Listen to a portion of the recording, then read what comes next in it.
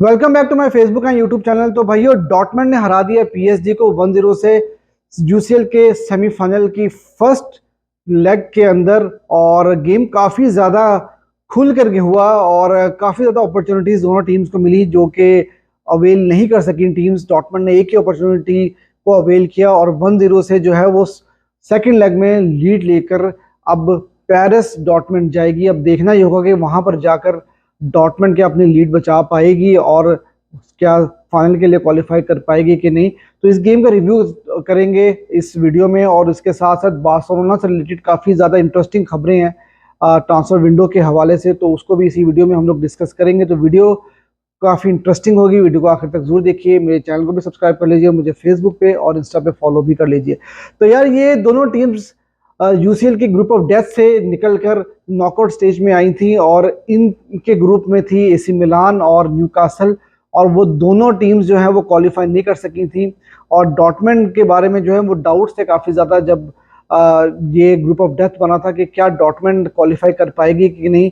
और वहां पर डॉर्टमंड ने जो है उस काफ़ी लोगों को हैरान कर दिया और पीएसजी के साथ डॉर्टमंड ने जो है वो क्वालिफाई किया था नॉकआउट स्टेज के लिए। और जब ग्रुप स्टेज में ये दोनों टीमें खेलती हैं एक दूसरे के अगेंस्ट, तो अब पेरिस में जहाँ मैच हुआ था तो वहां पर 2-0 से पीएसजी ने डॉर्टमंड को हराया था। और जब जर्मनी में गेम हुई थी, होम के ऊपर डॉर्टमंड खेली थी, तो वहां पर गेम 1-1 से बराबर हुई थी। मतलब डॉर्टमंड इन पीएसजी को हरा नहीं पाई थी ग्रुप स्टेज में। लेकिन जब यूसीएल का सेमीफाइनल आता है, जब बड़ा मैच आता है, तो वहां पर फर्स्ट लेग में डॉर्टमंड ने 1-0 की एक बहुत ही इंपॉर्टेंट लीड जो है वो पीएसजी के अगेंस्ट ले लिया।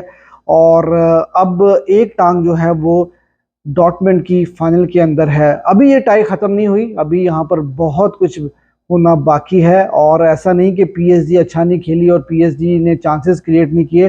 पीएसजी थोड़ी सी अनलकी भी रही, दो दफा उनके बॉल जो है वो पोस्ट पे भी लगा और गोल जो है चांसेस को वो कन्वर्ट नहीं कर पाए, गोल वो कर नहीं पाए।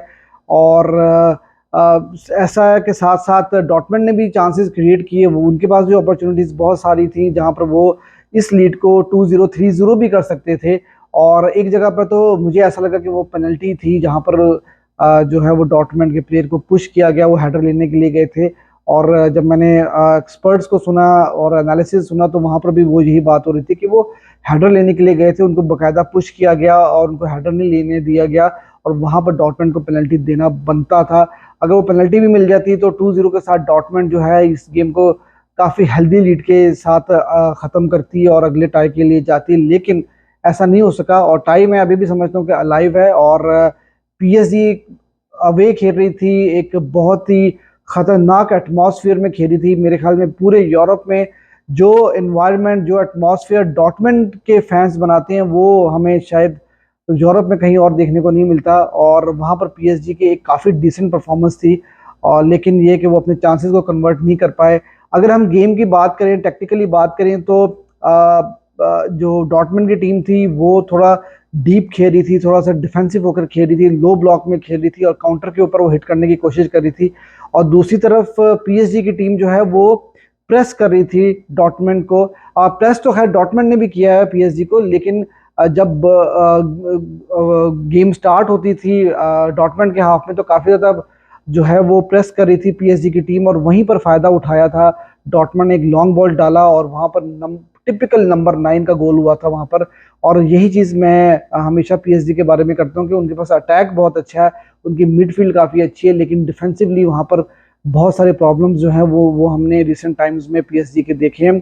और ऐसे ही हुआ कि वो काफ़ी ज़्यादा हाई लाइन खेल रहे थे और वहां पर बड़ा प्यार रन था, एक्यूरेट पास था और बहुत ही क्लिनिकल फिनिश के साथ जो है वो 1-0 की लीड जो है वो डॉर्टमंड को मिल जाती है।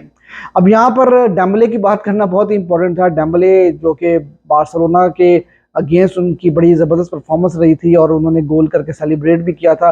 और यहाँ पर भी डॉर्टमंड उनका एक एक्स क्लब था और डॉर्टमंड से ही वो बार्सिलोना में आए थे।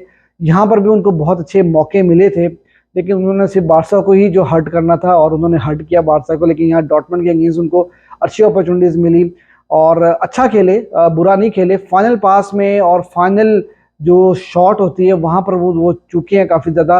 आखिरी 5-10 मिनट में वो काफी ज्यादा इंटीरियर होके खेले और काफी डिसेंट गेम रही थी उनकी। लेकिन जो चांसेस उनको मिले थे वो उनको कन्वर्ट करने चाहिए थे।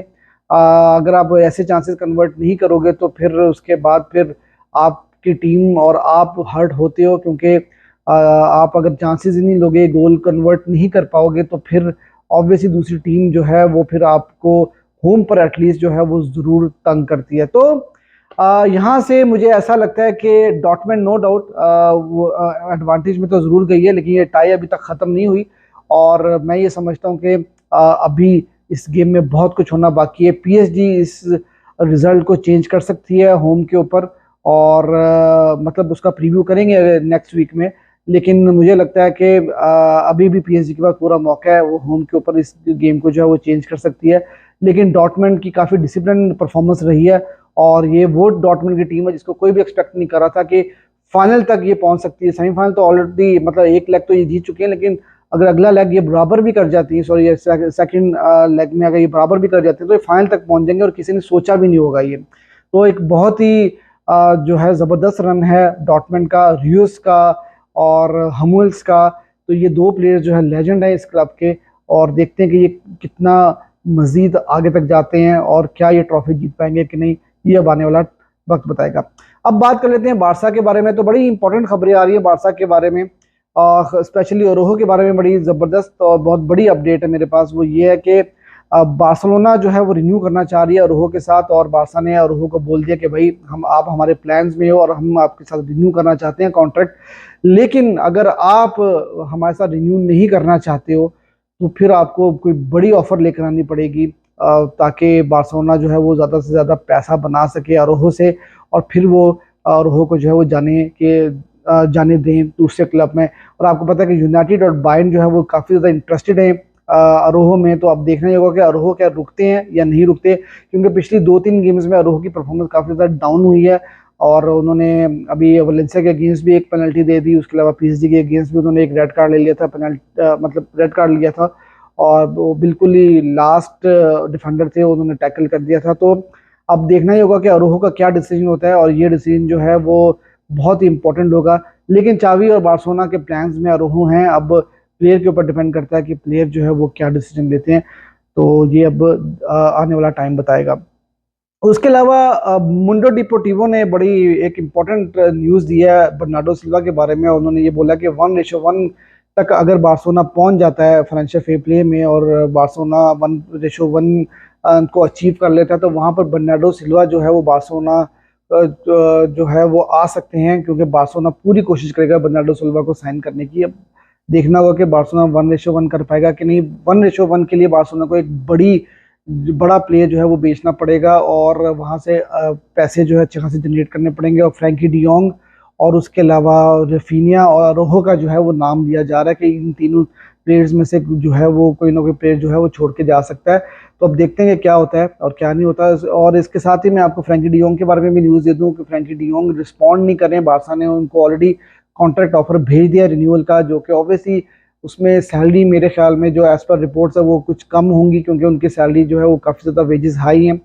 तो अब देखना मतलब रिस्पांस कोई नहीं आ रहा वहाँ से फ्रैंकी डियोंग का, और बार्सिलोना को जो है वो ये डाउट है कि 2026 में कहीं ऐसा ना हो कि फ्रैंकी डियोंग जो है वो फ्री में बार्सिलोना छोड़ के चले जाएं। तो बार्सिलोना उनको कॉन्ट्रैक्ट रिन्यूअल भेज चुकी है। अब अगर वहाँ से रिस्पांस नहीं आता तो बार्सा उनको मार्केट में डाल देगी सेल करने के लिए। और देखें, अगर प्लेयर एक्सेप्ट नहीं करता और वो किसी और क्लब में नहीं जाना चाहता तो फिर ऑब्वियसली बार्सिलोना कुछ भी नहीं कर सकेगा, जैसे ही पहले हो चुका है ऑलरेडी। पिछले 2-3 साल से ये कहानी चलती आ रही है। तो अब देखना ही होगा कि फ्रैंकी जो है वो क्या डिसीजन लेते हैं। ये भी एक कहानी जो है काफ़ी अरसे से फंसी पड़ी है, तो देखते हैं कि ऊँट अब किस करवट में बैठेगा। फिर उसके बाद भाई लेवेंडोस्की के बारे में भी मुंडो डिपोर्टिवो ने न्यूज़ दी, और वो ये दी है कि लेवा के बारे में काफ़ी बड़ी ऑफर आई है सऊदी अरेबिया की तरफ से, जो कि लेवा ने रिजेक्ट कर दिया।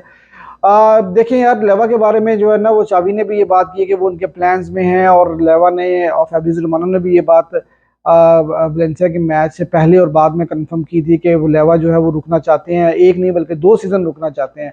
तो यार मैं ये समझता हूँ कि ये बहुत बड़ी गलती होगी। मेरा ओपिनियन ये कि लेवेंडोस्की से अगर बार्सिलोना पैसा बना सकता है तो बना ले, क्योंकि लेवेंडोस्की इस वक्त डिक्लाइन के ऊपर है।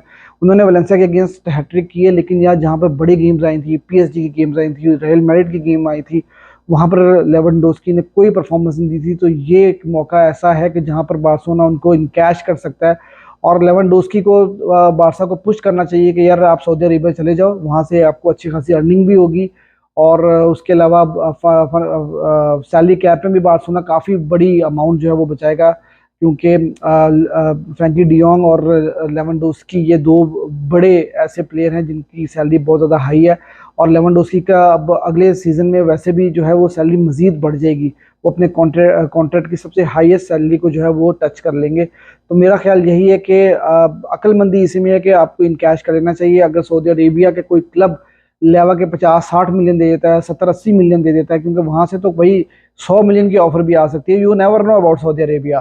तो बार्सिलोना को उस चीज़ का पूरा एडवांटेज लेना चाहिए, ये मेरा ओपिनियन है, क्योंकि लेवेंडोस्की मुझे नहीं लगता कि वो बार्सिलोना के लिए मेन स्ट्राइकर के तौर पर जो है अगले सीजन में खेल सकते हैं।